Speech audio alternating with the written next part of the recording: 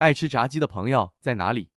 这个食谱你一定不可以错过了，在家就能轻松做出又香又酥脆的南乳炸鸡翅，大人小孩都超爱，好吃到吮手指。赶快把这个食谱收藏起来吧！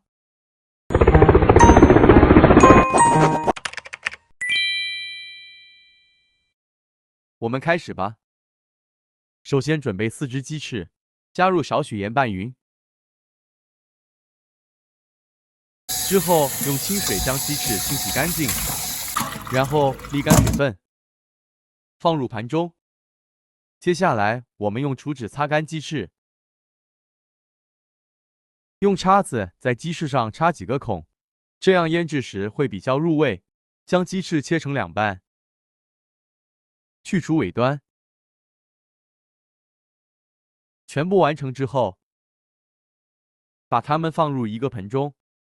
准备少许蒜头，切成蒜末，加入鸡翅中。准备少许姜片，切成姜末，加入鸡翅中。准备1罐腐乳，也称南乳，取1块南乳，加入2汤匙南乳汁，把它们搅成泥状。倒入鸡翅中，分量可依个人喜好而加入。加入少许胡椒粉，加入半汤匙的糖，加入半茶匙蚝油，加入半汤匙绍兴酒，把它们抓拌均匀。之后加入1汤匙面粉，2汤匙木薯淀粉，再把它们抓拌均匀。如果太干，可以加一点水。继续抓拌均匀，像这样的浓稠度就可以了。好了之后，盖上保鲜膜，腌制最少2小时以上。2小时之后，起锅烧油，将鸡翅放入热油中，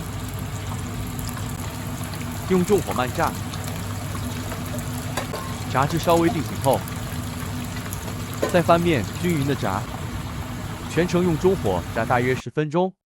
之后用大火将油温升高，炸大约1分钟，把油逼出。炸好后捞起沥干油，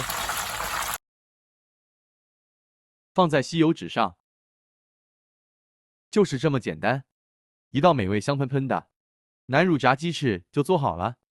这道南乳炸鸡又香又美味，做法简单快速，而且还是零失败的食谱。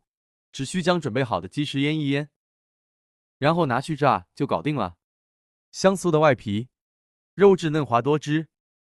爱吃鸡翅的朋友们，是不是很想来一口呀？喜欢我的视频，就别忘了关注和订阅我吧，还有按赞和分享，支持鼓励哦。